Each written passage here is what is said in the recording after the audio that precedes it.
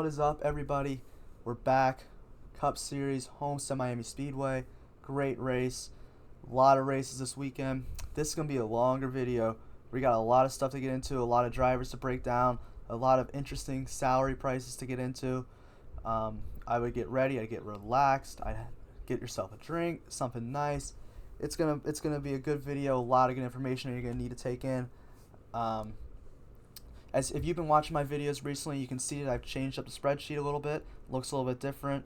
I just made it nice, easier to read. I think and I brought in a lot more information that I want to use now to get into the driver by driver. I'm really excited for this. I like the steps I'm taking, keep improving every day.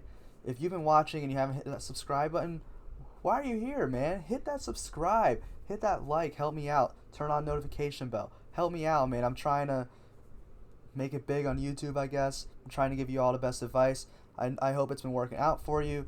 It hasn't been the best few weeks for me playing Draftkings, but the swings will hit. It'll get better. I know that. Just got to keep repeating the process, keep doing what I know to do, and I hope you guys keep watching and listening. So if you haven't already, hit that notification bell, hit that subscribe and that like, maybe leave a comment. Anything helps. All that stuff really, really helps me get out there more. Already posted a Truck Series video, which I'll put in here. For Miami Xfinity Series video will be coming out later today. I won't be able to get out a second Xfinity video this weekend because I will not be here. I'll be in New Jersey, which kind of sucks, but whatever. That's where I'll be. But if you want to follow me on Twitter at DFSNateLane, I'll put the link in the description. I will be posting my picks over there on Twitter for the second Xfinity race. So, all right, let's get into Homestead-Miami Speedway. This is a track that has two different category types. We have it as an intermediate track and a steep track. That's a lot of other tracks have more categories than that, but Homestead-Miami's only in those two. Let me go down to the track trends. We have an average place differential at Homestead-Miami of 4.64. It is not a track where there's a lot of place differential going on a lot of the times. You have the average most laps led as 100, and the second most laps led 80.5, and third most laps led 43. Now, unless there's a bunch of cheap place differential value plays, then I think you'd only need 2 Dominators. But this week, I'm not so sure. There's a ton of them that could pay off value more than 3 Dominators. So I think 2 to 3 Dominator lineups are going to be the way to go this week. I think that's going to be your best bet at taking down a tournament, as that's what we're always trying to do. If you want to play cash, I'll talk about some cash plays as well. If you look at where on average, the most laps led driver has started from 4.5. Second most lap led 7.5, and third most lap led 6.5. So I think you're going to want a top 7 to 8, maybe 9 driver to lead most laps. I think that's the most likely outcome here. If you see only 2 drivers advance 10 spots, probably that trend continues. There's a few guys who I believe can advance 10. We'll see what happens. It's going to be interesting to pick out those Dominators this week. There's some interesting chalk plays. There's some interesting pricings, and we're about to get into it. All right, so let's start off at the top. Most expensive driver, Kevin Harvick. He's most expensive driver for a reason. He's been great this year, has been the fastest car most of the time. The one track he struggled at was Martinsville, which he's never really been so great at, so that wasn't too surprising. But now he's at 11,800, starting in 7th place. At Homestead-Miami Speedway over the last 2 years, he has an average finish of 3.5, which ranks 4th. At the intermediate tracks, he has an average finish of 4.74, which ranks 1st. And at steep tracks, an average finish of 4.889, which ranks 1st. So you can see why he's the most expensive driver on DraftKings. I mean, in 2 of those track types, he ranks 1st in average finish there. So, I mean, it just shows you how good he's been. And the 3.5 average finish at Homestead-Miami as a whole has been great. Average running position at Miami the last 2 years, he's got an average running position of 3.55. At the intermediate tracks, he's an average running position of 6.1825, which ranks 1st. The Miami one ranks 2nd, and at the steep tracks, an average of 8.215, which ranks 1st. So, you have, Kevin Harvick ranks 2nd, 1st, and 1st in running position at Miami in the intermediate and steep tracks. So it just looks great. I mean, he looks like a great play to be a Dominator today, great pick to win. It's probably my pick to win, to be honest. He just looks really, really good at Miami. He's got 49 quality passes at Miami, 42.575 at intermediate tracks, and 39 to steep tracks. So that really shows you that he doesn't have a problem driving through the field. I mean, he's not starting far back. He starts 7th, but he's still got to drive through a little bit of cars. But now let's get into the lap sled. He has 99 laps led at Miami, which is the third most, but at the intermediate tracks over the past 2 years, Kevin Harvick is 2,711 laps led. That's 1,000. Oh no. Yeah, it's 1,000 more than the second best driver, Kyle Busch. That's insane. And same thing at the steep tracks. Not as much more, but still 1,200 laps led over the last 2 years at the steep tracks. So Kevin Harvick has clearly been one of the dominators at these tracks, and I do not see any reason why that would change. I mean, especially the way he's coming in, as he has an average finish of 8.4 in the last 5, an average running position of 7.64 in the last 5, 54.6 quality passes, and 214 laps led. He just seems like the best pick to lead a bunch of laps, and honestly, if he's the best pick to win for me too. I really like Kevin Harvick. To pay off, if you want a 5x his salary, you have to have 59 points, 70.8 to 6x, 82.6 to 7, 94.4 to 8x, 106.2 to 9x, and 118 to 10x. As you can see, you can look right there. That's what he needs. A win in 7 dominators to 5x that. It's just, you can go through all this to, you can look at all those stats to see what they really need. This is not like 7 laps led, 7 dominators points. Fastest laps are worth 0.5, and laps led are worth 0.25. So, but usually when someone's out front, when they're leading laps, they are getting the majority of the fast laps. Not all the time. There's sometimes drivers running through the field who need to who get fastest laps here and there. But for the most part, the driver in first is getting the fastest laps. All right, up next we have Martin Truex Jr. He's at 11,400, and he starts 6th today. Martin Truex Jr. another great play here at Martinsville last week, Miami. He has an average finish of 2nd in the last 2 years, which ranks 1st. He has an average finish at the intermediate tracks of 7.19, which ranks 3rd, and an average finish at the steep tracks of 9.11, which ranks 5th. So Truex, at all these types of tracks, continues to run really well. This is what he's done his whole career. The 1.5s have been great for him. He has an average running position at Miami of 3.55, same as Harvick over the last 2 years. An average running position at the intermediates at 8.47, which ranks 2nd, and at the steep tracks 8.69, which ranks 4th. Truex been very, very good at the intermediates over the past few years. I do not see any reason why that would change this year. He has not been off to a great start, but he is coming off a win now. He finally got that win that he's been looking for. That took him a lot longer than I think a lot of people expected this year, but he got it. So I'm really excited for that. He shouldn't have a problem driving up through the field. He, at Miami, has 2nd most laps led over the last 2 years at 123, and he has 1,117 laps led at intermediate tracks over the last 2 years, and 503 at steep tracks. So, if you want to play 2 dominators, Harvick, Truex. I mean, bro, they might be the 2 dominators. I don't see why not. I mean, they should both get up to the front. They should both lead laps. They should both be fast. Gibbs has looked really fast recently. They started out slow, but they're definitely coming on now. He had an average finish of 4.75 in the last 5, and an average running position of 8.76 in the last 5, 36.2 quality fastest, and 284 laps led. Atlanta, Martinsville, Truex has been looking great. I think Truex and Harvick won the last 2 races. They both look absolutely amazing to lead laps here, dominate, win. The top 2 picks, in my opinion, to win this race. They're the top 2 priced on DraftKings for a reason. I really like both of them. 2 definitely big dominator options here. Next, we got Chase Elliott, 11,000. Chase Elliott sort of slowed down a little bit as the laps led would go, I guess. He's still running really well as he slowed down from the beginning of the season. But at Miami has been an okay track for him. He's got an average finish of 11, which ranks 8th. At the intermediates, he's got an average finish of 9.37, which ranks 7th. And at the steep tracks, an average finish of 8.15, which ranks 4th. The average running position at Miami, the 16th best, is not looking too good, surrounded by all those guys. So I do think Chase Elliott maybe not be the play this week, but he's been running so well that it just doesn't really necessarily matter. I mean, he's got an average finish of 4 in his last 5, an average running position of 5.78 in his last 5, and 52.8 quality passes, and 181 laps led. So he's been still running really, really well. The last 2 weeks haven't been as good. They haven't been the better tracks for him. As you can see, he's never led a lap at Miami, or at least in the last 2 years, not led a lap at Miami, and has 523 laps led to intermediates and 546 at the steep, which is good, but it's not great. I just don't know if he starts in a good spot, but I just don't feel like Chase Elliott maybe has as much upside to lead laps, especially when you got Martin Truex Jr. for only 400 more. I'd rather play him. So it's going to be tough for me to see Truex is one more spot, place differential. I think he has more lap led upside. I think he has more chances to win. It's nothing against Chase. Elliott's been running so great this year, but I just like Truex has been running really great the past 2 weeks as well, and I like his history here better, and at these types of tracks better. Up next we have Joey Logano. Give you a nice view of my Camaro jersey. Joey Logano, 10,700 starting second. Joey Logano, a great race last week. Led over 200 laps, was the best play on the slate.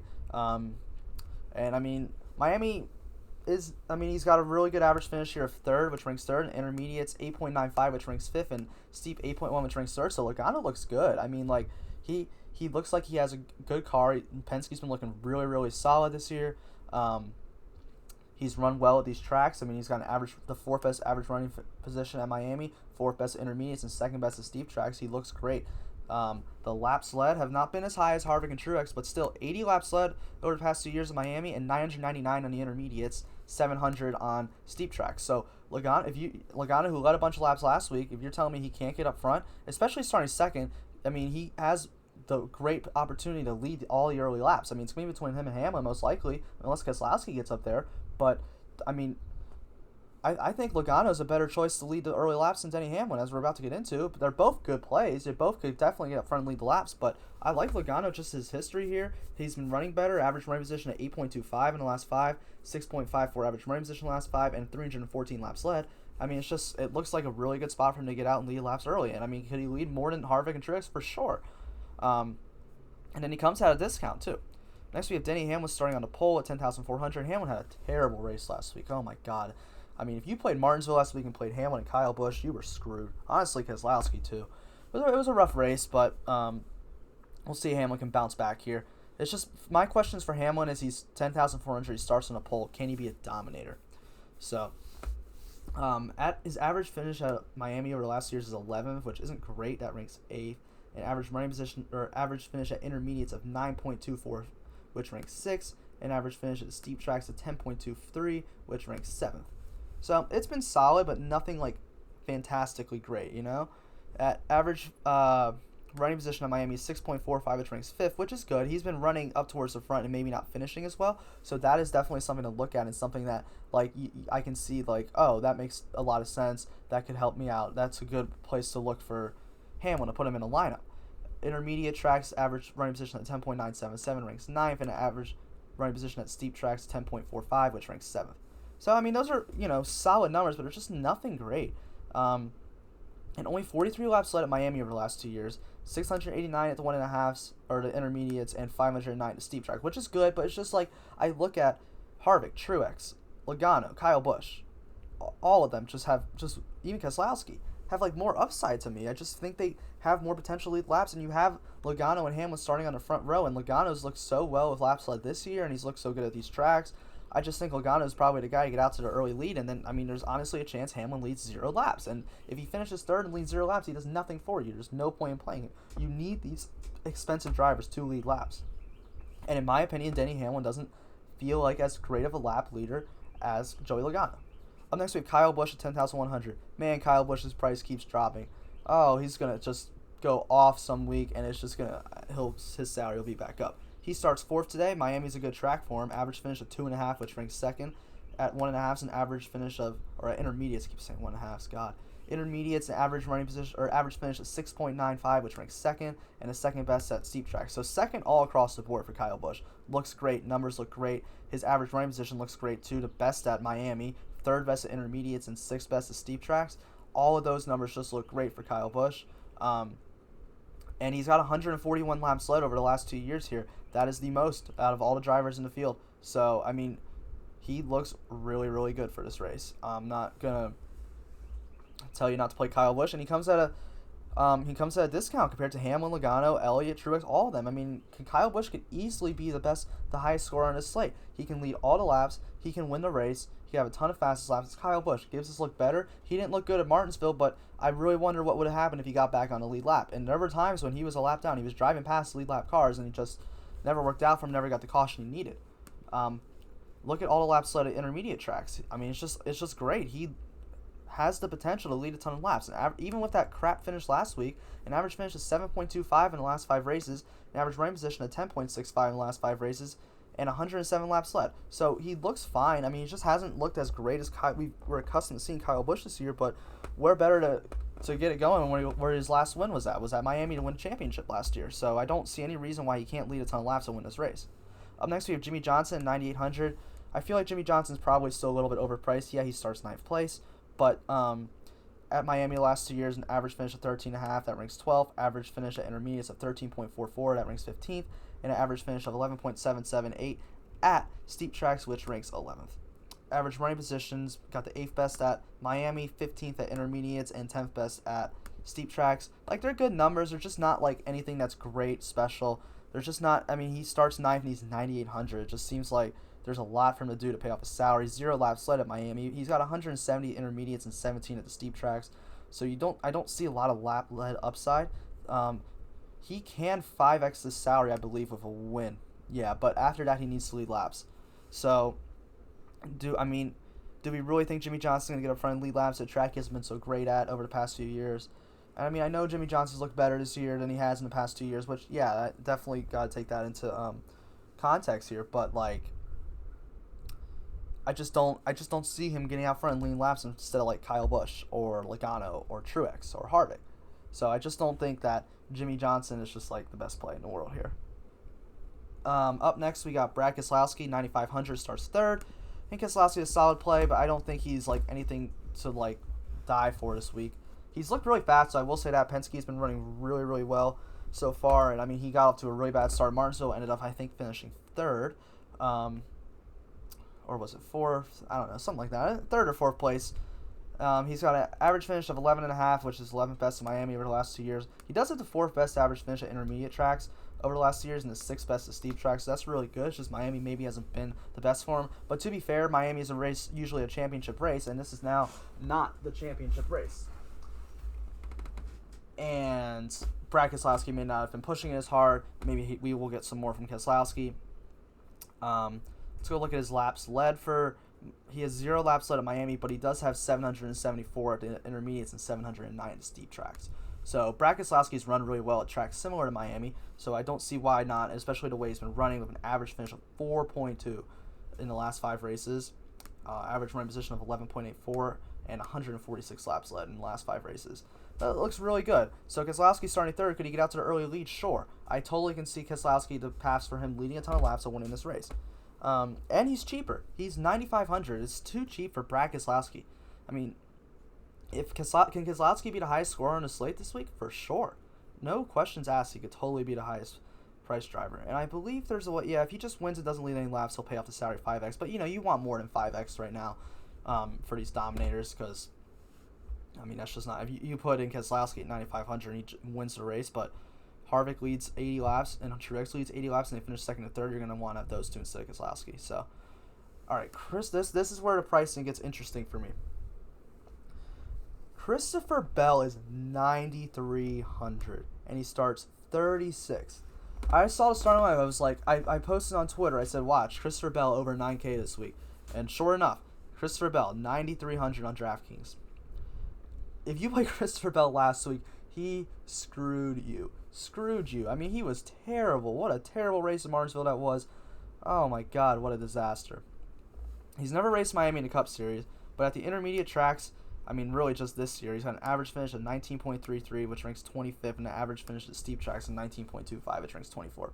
So, the tracks that are like Miami, Bell has not done too great at. I mean, average running position of 20 at the intermediates and 23 at the steep tracks. So, there's just not a lot to, like, absolutely love about Christopher Bell here. I don't see the upside of him getting, like, a top 15. The 28.6 quality pass is okay, but it's just nothing, like, special. 0 laps led at all the tracks. In the last 5 races, he's got an average finish of 17th, an average running position of 18.26, and 30.6 quality passes. So, for Christopher Bell to pay off his salary, at just a 5x alone, he needs a top 15. Christopher Bell hasn't averaged a top 15 in any sort of track that's similar to Miami, and he isn't averaging a top 15 in the last 5 races. So I just don't see any way he even 5x his salary. I mean, yeah, it's possible him to get up in the top 15. He's a good driver, but, like, I don't want to pay $9,300 for a 5x driver. I don't want to do that. And, I mean, then you get into what you really need to win tournaments, top 12 for 6x and top 7 for 7x. Like, that just seems so thin and so, like, the probability just seems so low for Christopher Bell to really, really smash that 9,300 salary. If Christopher Bell was in the 8Ks like he was last week, that would be fine. But, I mean, Draftkings priced him up. And I don't think Christopher Bell's going to be chalky, so he's going to be like a lower-owned guy. But 9,300 for Christopher Bell is just too much. All right, up next we got Clint Bowyer at 9,000. He starts 12th at this week. Clint Bowyer's fine. I just don't think there's a ton of upside. He's, as an average finish, is 7th at Miami, that ranks 6th. An average finish at intermediates of 11.94 is 11th. And a 9th best average finish at steep tracks. He's got the 6th best average running position in Miami, the 11th best at the intermediates, and 9th best at steep tracks. So Bowyer's run pretty well at Miami. As you see, 65.5 quality passes the most. So he doesn't have a problem driving up through the field. It's just, if you really want Clint Bowyer to pay off that salary, a top 5 will 5x it, and a win will 6x it. And you need Dominator points. So, like, Clint Bowyer, do we really expect Clint Bowyer to get up front and dominate and lead laps? I mean, he hasn't done that yet this year. He's got, in the last 5 races, he does have 58 laps led. I believe, was it Bristol where he led the laps? Oh, yeah. Yeah, I think it was Bristol. It was either Bristol or Darlington where he led the laps. But, like, that's it. You haven't seen Clint Bowyer be, like, a Dominator driver this year. I mean, we haven't really ever, or at least in the past few years in NASCAR. So it's just, and his average finish is 13.75, an average running position of 13th. I just don't really see the upside for Clint Bowyer. Yeah, he could finish top 5 and 5x his salary, but what if he 5x his salary and Blaney leads 50 laps and finishes 6th, and then there's a difference. So, I mean, it's just, I don't see the upside for Clint Bowyer here. Now we got Ryan Blaney, 8,800, starting 11th. Miami hasn't been one of the better tracks for him, but the 1.5's been pretty good for Ryan Blaney. I think he's got top 5 potential here. He's got average finish at 10th, or 10th best average finish at intermediates and 10th best at steeps. Average running position. He does have the 7th best running position in Miami, so maybe his finishes don't really tell the true story. He's been running better, just hasn't been able to come home with the finishes. At the intermediate tracks, he has the 7th best average running position at the intermediate tracks and the 8th best at the steep tracks. So Ryan Blaney does look fine. I think he could, again, be in a winning lineup. Draftkings continues to price him too low. Like, Ryan Blaney's 8,800. I don't understand why he's lower than Clint Bowyer. He should be up in the 9K range just on the way he's been running this year. Yeah, he's had some bad luck, but he's been running really, really well. I really like Ryan Blaney this week. 312 laps led at the intermediates and 460 at the steep tracks. But coming into this race, Ryan Blaney's last 5 races, he has an average finish of 3rd outside that Bristol wreck, which I took out. He's got an average running position of 8.2 and 98 quality passes. So Ryan Blaney has just been, like, on fire, finishing in the top 5 every single race. He may not get up front and lead laps, but Ryan Blaney, to pay off his salary, needs a top 5. And could he win the race? For sure. He has the difference between Blaney and Bowyer's. Yeah, they could both finish top 5, but Blaney has Dominator potential. He can get up front and lead laps. He's been fast all year. He's shown the ability to lead laps at these tracks and just this year in general. So if Ryan Blaney gets up front, leads some laps, and finishes top 5, he's going to kill that salary. All right, up next we have Kurt Busch at 8,600. Kurt Busch is just, like, never someone who I just feel too, like, interested in. I just feel like he just never has a ton of upside for his salary. He is 8,600 this week, so that is a little bit better. But his average finish at Miami over the last 5 years is 15th best. He has the 8th best at intermediates, though, and the 8th best at steep tracks, so it does show you he is a top 10 car when he gets in. He has top 10 potential. The 15th best average running position at Miami, though, isn't great, but the 6th best at the intermediates and the 12th best at steep tracks. So I do like that a lot. I do like the fact that he can run up high. It's just Kurt Busch, I mean, we want him to lead laps. He has 527 laps led intermediate over the last few years and 153 to steep tracks, which is good. Coming into this race in the last 5, he has an average finish of 6.8, which is really good. He's been running really, really well this year, just consistently good. And an average running position of 12.22. But for Kurt Busch to pay off his salary, Kurt Busch needs a top 4 to 5x it and a win to 6x it. So again, yeah, a 5x will be nice. I can see paths to where Kurt Busch and Blaney or Blaney or Bowyer or even Bowman we're about to get to are all possibly in the optimal lineup this week, but it just depends on how much place differential we get and how much salary payoff we have from other drivers. But Kurt Busch is fine. Blaney's fine. I like Blaney more than Kurt Busch because I think Blaney has better potential to get up front and lead laps, but Kurt Busch is good too, and I mean Kurt Busch is definitely not someone who like does not lead laps in NASCAR. He just hasn't shown it as much this year. So I think Kurt's fine. He's not like the best player in the world, but he's probably gonna be lower owned, and I think you might just want to like throw him in some lineups or something. Up next we have Alex Bowman for 8,400. Alex Bowman starts 8th today, or Sunday. Recording is Friday because being Jersey. Average finish of 19th, which ranks 18th at Miami. Not good, but I like Alex Bowman at the 1.5s. Has been good over his career, but I mean this year he's just been so much better. But I mean, I try not to look as hard at the Alex Bowman stats for especially the 1.5s because of just how much faster he's been this year, how much better he's been this year. The 1.5 has been great to him. At the intermediate tracks, he has 581 laps led. Only 83 to steep tracks, but the 581 laps led is just really good. Yeah, and Bowman's been fast this year. He can get up front and lead laps. We saw him dominate Auto Club. We saw him lead a lot at Charlotte, lead a lot at Darlington, and all those tracks are in somewhere in the intermediate or the steep tracks. So I like Alex Bowman. I think he can run really well here. He's shown the ability to run well on the outside, and Miami's a track where you do like to run around on the outside really well. So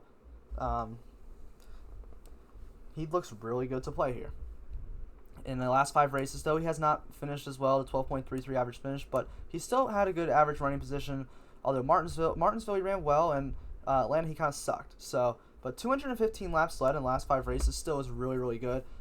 Those weren't in the last 2, but he's led some laps. Bowman looks fine. I think that Alex Bowman, he's too cheap in my opinion. And I think he can get up front and lead laps, and you need a top 4. Oh, Kurt Busch was a top 5, not a top 4. Whatever. You need a top 4 from Bowman to pay off that salary, which I think is in the realm of possibility. And he can win and get Dominator points. Like, it's not, like, again, this isn't Clint Bowyer, who I don't think has a lot of upside to possibly lead laps. Like, I think Alex Bowman has upside to lead laps. Like, I really like this range because I think they all have upside and they all have a solid to decent floor. Maybe Bowman not as much, but Blaney and Kurt Busch do. And I think that all these guys are going to be lower owned just because of where they start, and like you can go down cheaper for the really like chalky guys start far back, and then you have the guys up here that everyone's going to expect to lead laps. But I mean, Alex Bowman has the upside to lead the laps. Matt Kenseth, I don't get why Draftkings keeps pricing him so high. Why is Matt Kenseth 8,200? He has not been good at all this year. I don't even care about his ranks in Miami. Yeah, he finished 5th the last time he raced here, or 6th, but I don't care about that. The last 5 races, Matt Kenseth has average finish of 20.6 and an average running position of 21.6. That is so bad. I mean, like, just compared to all the drivers around here, the pricing at 8,200, it's ridiculous. And Matt Kenseth, to pay off his salary, needs a top 11 finish. So only 5 exit. The 6th exit needs a top 7. I mean, I just don't see any real way that Kenseth's going to get up there. And I know what people are going to say this week are, oh, Kyle Larson drove to 42, and Kyle Larson was so good here, and Kyle Larson. This isn't Kyle Larson. Ever since Matt Kenseth's been in that 42, he has been not good. I don't care how they set up the car. Kenseth has not been good. They can set up the car as great for Miami as they've been because Larson's been so good at Miami over his career, but Matt Kenseth has just not been running well. He's not worth 8,200. If he was 7,200, I would think about it. But at 8,200, I'm just not even going to play Matt Kenseth for like the 4th, 5th week in a row. I don't understand why Draftkings keeps pricing him high. Up next, we have Matt DiBenedetto at 8,000. I talked a good bit about DiBenedetto at Martinsville, and he absolutely smashed. I believe he finished 6th, maybe 7th, and he was in the optimal lineup. It was a great play. I wish I played more of him and less of Reddick, but, you know, whatever. It's okay. This is a driver who I've talked about a lot, who I don't really like to look at his past few years' stats just because of the car he was driving, the equipment he was driving. Now he's in the 21 for Wood Brothers, which is much, much, much better equipment than the 95 or the 32, which were the 2 cars he used to drive. So I don't really like to look at his average finish and running position, but what I will look at are his stats for the last 5 races. He has an average finish of 16th, an average running position of 12.95, and 20 laps led and 31.8 quality passes. So DiBenedetto shouldn't have a problem driving through the field. What place did I say he starts in? 23rd, right? Yeah. So, and he only needs a top 13 to 5x the salary and a top 9 to 6x the salary. Like, this is the thing about Matt DiBenedetto. Yeah, sometimes he has races where he just doesn't run well, but he has ceiling races too where he runs in the top 5 the whole race. I mean, we just saw Martinsville where he finished 7th. That was a ceiling race for Matt DiBenedetto, and he can do it again. I will not be surprised. I mean, if he gets a 5th place finish, he's going to 7x the salary, he will be in the optimal lineup again. And even if he gets a top 9, there is still possibilities to me that he can be in the optimal lineup for sure. I really like DiBenedetto again this week. I like where he's starting from. He's probably not the yeah, I mean, well, we haven't even gotten to my favorite play yet, but DiBenedetto looks good. Next, we have William Byron at 7,800, starting 22nd. William Byron at Homestead-Miami Speedway has not been too great in the past 2 years. Average finish at 24th, which ranks 25th. But at the intermediate tracks, he does have the 17th best average finish, and he has the 19th best at the steep tracks. For average running position, he has the 19th best at Miami, the 14th best at intermediates, and the 15th best at steep tracks. So, I mean, those are decent to good numbers. Starting 22nd, he has some potential to move up. He's done well quality passes, 37 at intermediates and 37 at steep tracks. That's been good. Only 92 laps led. I mean, Byron's not a guy you're really expecting to get up front and dominate, though, so that's okay. Coming into this race, though, William Byron's actually looked pretty good outside of his, when he's not having bad luck, which it feels like Byron's had a lot this year. He's run well. I mean, he finished 8th in Martinsville. He's got an average finish of 12 in his last 5, average running position of 9.58 in his last 5, 44.2 quality passes. And that's a lot more than a lot of these guys down here in this range outside of Reddick and Jones, who are too cheap in their own right. But Byron looks good. I mean, to pay off his salary, William Byron needs a top 13. And a top 13 seems very reasonable for him, considering when he's not having the bad luck, that's where he's been averaging. And a top 9 to 6 exit, which I think is in possibility. And even a top 5 is definitely in a realm of possibility for William Byron. And I'm going to say it. He's going to win a race soon. Will it be here? Probably not. But he does have a win, I feel like, in the bag coming soon. Maybe this year, maybe next year. He's in really good equipment. He's in a really good car. A top 10 is definitely in the realm of possibility. He should be able to pay off that salary pretty well. Probably be pretty chalky this week. Although we'll see. William Byron, for whatever reason, does not ever get a lot of ownership. But I think this might be the week that would be a good week for him. Up next, we have 7,600 Bubba Wallace starting 17th. Bubba Wallace is just not... I mean, he's looked better this year, but it's just still not a guy I'm looking to play. I mean, the 20th best average finish at Miami, 30th best at the intermediates. That's not good. And 26th best at the steep tracks. Those are just not good numbers. And coming into this, Bubba Wallace is an average finish of 19.75 and an average running position of 17, which is fine. Those are good numbers for Bubba Wallace. But if you want Bubba Wallace to pay off his salary, he needs a top 11. And none of those numbers were even close to hitting top 11. So I just don't see any way Bubba Wallace really pays off his salary. Draftkings still has him too expensive. He should be at the 7K or below. But Draftkings will be Draftkings. All right. Every single week, I have to do this with Daniel Suarez, because people always are asking, should I play Daniel Suarez? His numbers look good. Well, no, because Daniel Suarez used to drive the 41 car for Stewart-Haas Racing, and now he's in the 96 car. I gotta say, it's every single race, and DraftKings keeps pricing him up. It's like they're trying to trick us into playing him. He's 7,500 and starts 37th. Do not play Daniel Suarez. He needs to finish top 27 to even just 5x that salary, and he's not going to do that. Suarez is just a trash car. It's just not good. I mean, I don't have anything against Daniel Suarez, but I do have a problem when DraftKings prices Daniel Suarez above Tyler Reddick. It's ridiculous. It's just, I don't know what to say about that. So, all right, here we go. My favorite play. This is my absolute favorite play. I cannot believe DraftKings priced him at 7,300. I was so shocked about that. But Tyler Reddick starts 24th, and we're at Miami. Homestead-Miami Speedway. This is a track where the high groove works very, very well. This is a track where that a lot of drivers have succeeded just from driving around the high groove. And what has Tyler Reddick been great at in Xfinity and Cup this year? Driving around the outside. Tyler Reddick this is a track that just suits him. And if you look at I know Xfinity Series is tough to say, but he won the last 2 races in Xfinity. He won 2 championships at Miami because of this track. I honestly think Tyler Reddick is a legit dark horse to win this race. He is good here. He reminds me of Kyle Larson the way he races, and he's just, I totally can see ways he wins. Let's get into the stats. He has never raced in Miami at the Cup Series, but that's fine. He's got the 12th best average finish at intermediates and 13th at steep tracks. The 16th best average running position at intermediates and 18th at steep tracks. He's 43.875 quality passes to intermediates. Tyler Reddick's looked great this year. He's got an average finish in the last 5 of 13.5 and 12.65 average running position, and the 45 quality passes. Those quality passes are huge because that really shows you that Reddick can get up through the field and pass a lot of cars. And Tyler Reddick only needs a top 15 to just 5x that salary. I think Tyler Reddick's honestly, I hate to say the word lock, but I mean, as long as he doesn't wreck, I just don't see any way he doesn't finish inside the top 15. And then in top 12 to 6x it, and here we go top 8. Like, I think Tyler Reddick can be a top 8 driver and 7x that salary. I think Tyler Reddick's the best play on the slate. He's probably going to be chalky because everyone's going to figure that out, that this is a track that suits him so well. But I don't care. I'm going to play a ton of Tyler Reddick this week. I mean, I'm telling you, he can win this race. I don't think he will, but a top 10 finish is definitely in store for Reddick, in my opinion. All right, up next we have Ricky Stenhouse Jr. at 7,100. He starts 19th. Stenhouse is just a little thin for me this week. He's got an average finish, or 17th best at Miami, the 19th best at intermediates, and 18th best at steeps. Average running position, 17th best at Miami, 19th best at intermediates, and 21st best at steep tracks. It's just not like a great type of track for Ricky Stenhouse. He's had some flashes this year of looking really, really fast, but I don't know. He's never a guy that I really just feel great about playing. In the last 5 races, an average finish of 15.5, an average running position of 17.2, 36.5 quality passes, that's pretty good.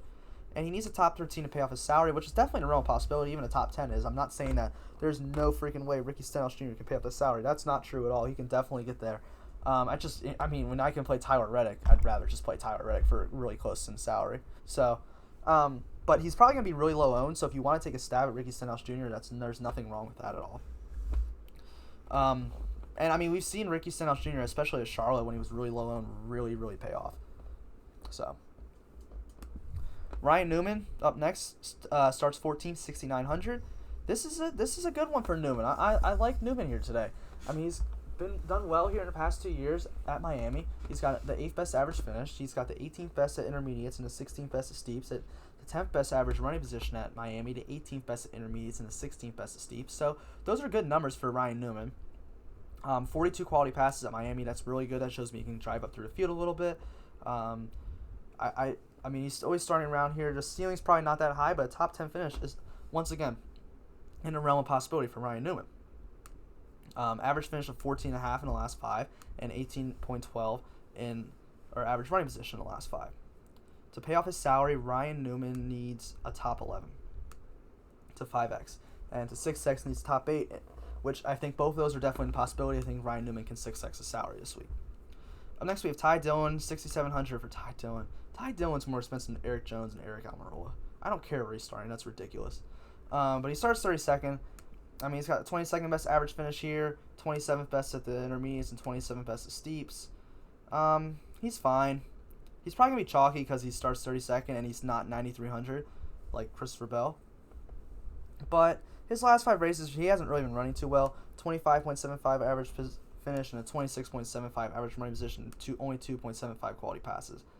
It's not great to me. I think it feels thin. I don't think he has a lot of upside. He needs a top 21 to pay off his salary. Is it possible? Yeah, but I don't think it's likely. I mean, even that top 17 to 6x, yeah, it's possible. I just don't.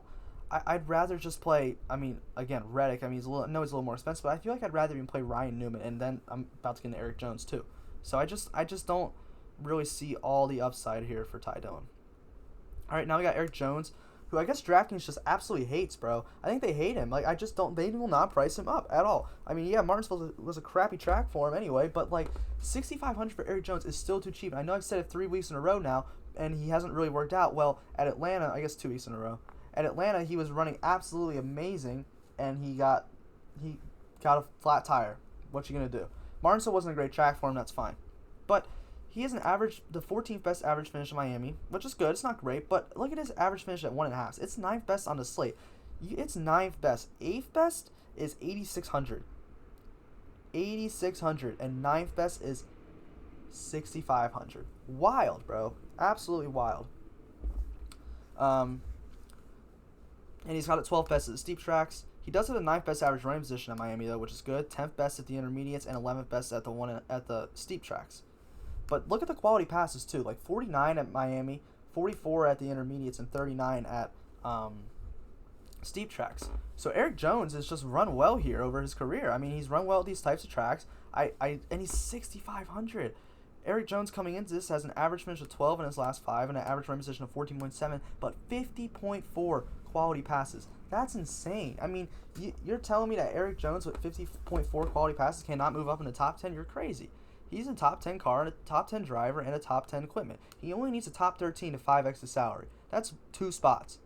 No problem there. Top 10 to 6x his salary, again, should not be a problem for Erik Jones to 6x that salary. And he can get a top 6 and a top 3, and Erik Jones is always a chance to win, in my opinion. He's in a fast car, and he's a good driver. I don't think Dillon or Ryan Newman or Stenhouse really have a chance to win. Erik Jones has a chance to win this race. So, I mean, he could totally smash salary. Eventually he is going to, like, go off on his salary, and Draftkings be like, oh, I messed up. But, I mean, I don't see why this race cannot be the race that happens.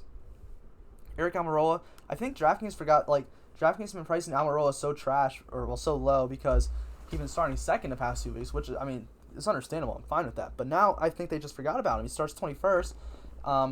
He's got an average finish, a 15th best average finish in Miami, the 14th best at the intermediates, and a 17th best at the steep tracks.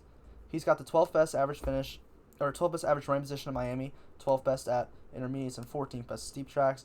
34 quality pass in Miami, which isn't great, but 42 at the intermediates does show you a lot that he's been done well here. He's got an average finish of 20.25 in the last 5. That's the one thing I'm just like, I don't know about Aric Almirola this week.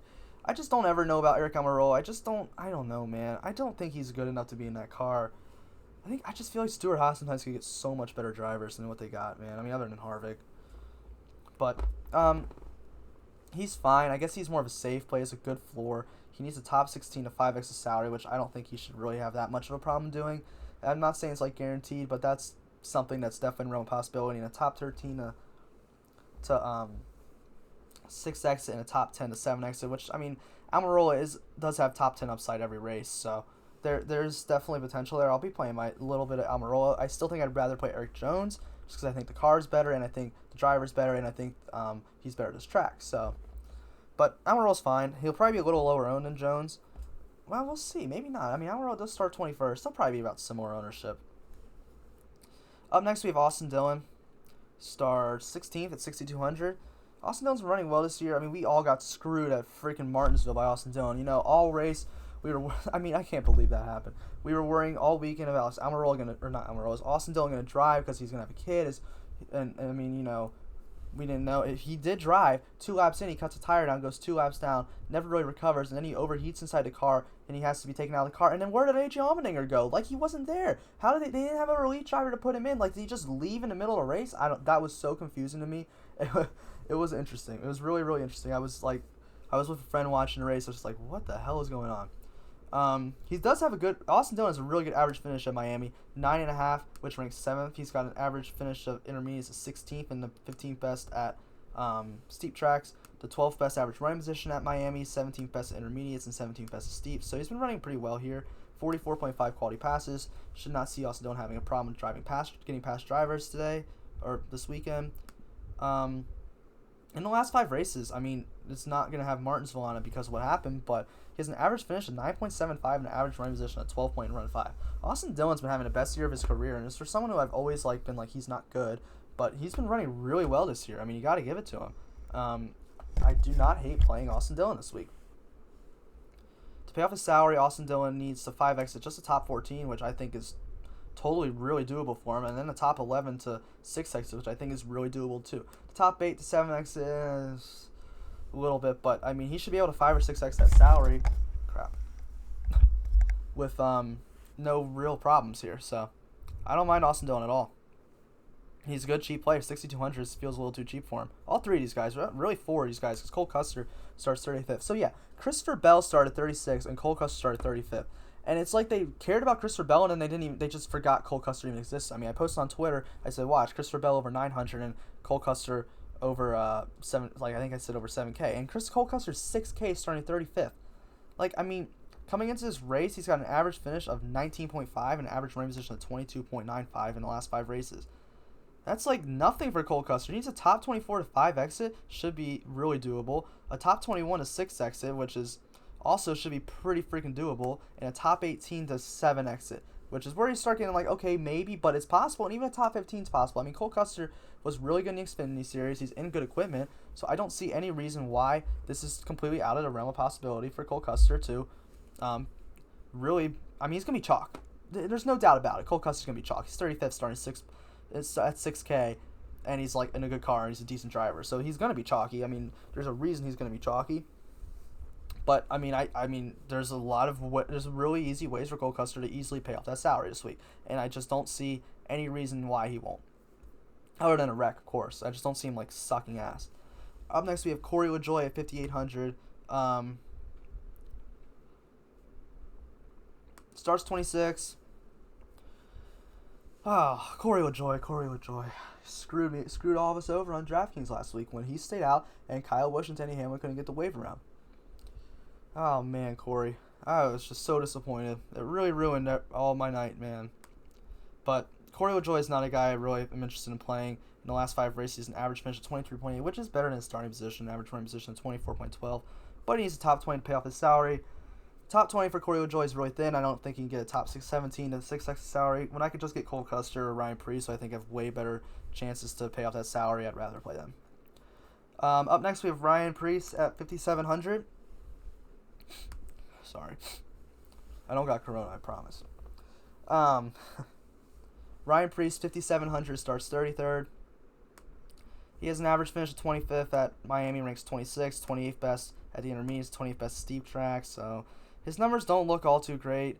But in the last 5 races, he does an average finish of 22nd and an average running position of 22.46. So that's good. It's better than the numbers for these type of tracks have shown. He's been running a little bit better. He's definitely better at short tracks, though, which is we've had 2 of those in those races, although he sucked to Martinsville. But Bristol, he did really well. To pay off his salary, Ryan Preece needs a top 24. It's definitely a real possibility. And then I think a top 21 is also for the 6X. Top 18 is where you're starting to get a little bit but a 5X, 6X, maybe even 7X race for Ryan Preece is definitely a possibility here. I like the play. Up next, we have Chris Buescher at 5,500.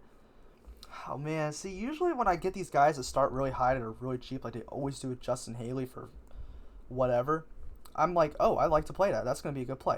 But Chris Buescher just has not been running well, and Miami hasn't been like a great track for him. 19th best average finish, 20th best at intermediate, 25th best at steep tracks, 21st best average running position Miami, 22nd best at intermediates, and 24th at steep tracks.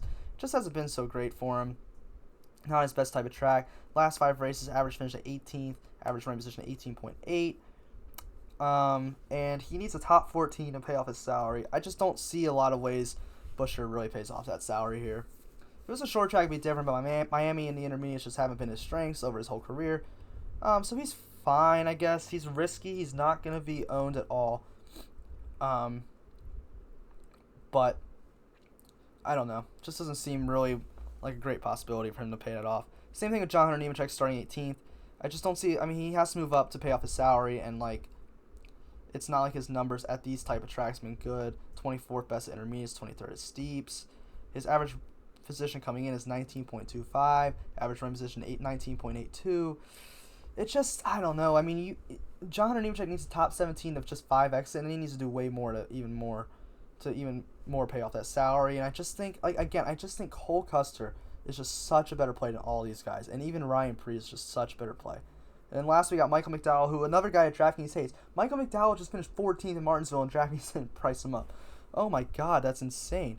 He has a 27th best average finish at Miami, 29th best at intermediates, 29th best at steep tracks, 22nd best average running position Miami, though, which is good. I like that. 28th best at the intermediates, 29th at steep tracks. Coming into this race, Michael McDowell's an average finish of 19th in the last 5. I messed up not playing McDowell last race. It was a mistake. I opted for Custer, and wow, that messed up. 20.18 average running position in the last 5. He needs to just 5x at the top 24. He needs the top 21 to 6x it. I think both of those are really, really decent possibilities for Michael McDowell. I think he's fine. All right, so my top Dominator choices for this week, I think Harvick's going to be my number 1. Truex my number 2. I'm going to go with Kyle Busch is my 3rd best. Then I'm going to go Kyle Busch. Yeah, I said Logano and Kyle. Then I'd say Keselowski. Then I guess Hamlin and Chase Elliott. I don't really know if I'm going to be playing too much of those two, to be honest. My top fades, Christopher Bell for sure. I'm not going to play Jimmy Johnson. Don't play Suarez.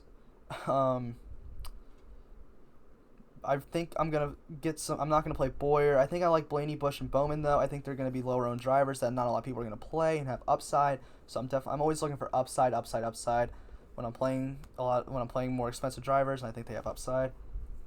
I really like DiBenedetto. I really like Byron. I think they can both get up inside the top 15 and pay off that salary pretty well. Tyler Reddick, my favorite play on the slate. I think he can win. I think he can get a top 10. I used way too cheap. Newman's fine. Stenhouse is fine. Erik Jones, I think this could be the race where he really pays off his salary well. He definitely has ceiling, his upside. Like, again, I chase the upside. Erik Jones has it. Almirola, too, I think could be fine. Austin Dillon, I think, has upside. I like these three a lot. Cole Custer, I like a lot just because where he started. He's got a really good floor, a really good safe play. Will he be in the optimal lineup? That's interesting because if Austin Dillon could outscore him, there's a lot of ways Austin Dillon outscores Cole Custer this week. So I will say that. And then, I mean, you can get Priest, McDowell. Those are really only two down here I'd play. But you may not even need to go to those guys this week. So that's the end of this video. I hope you guys enjoyed it. I hope you guys do well at this race. I hope all you have some really fun watching it. If you want to watch my truck series review for tomorrow's race and the Xfinity one is coming out later, be sure to look out for those. Give me a follow on Twitter, give me a follow on Instagram, leave that like, turn on that notification bell, subscribe, comment, all this stuff really helps me out. Thanks so much for watching. Good luck, have a good weekend.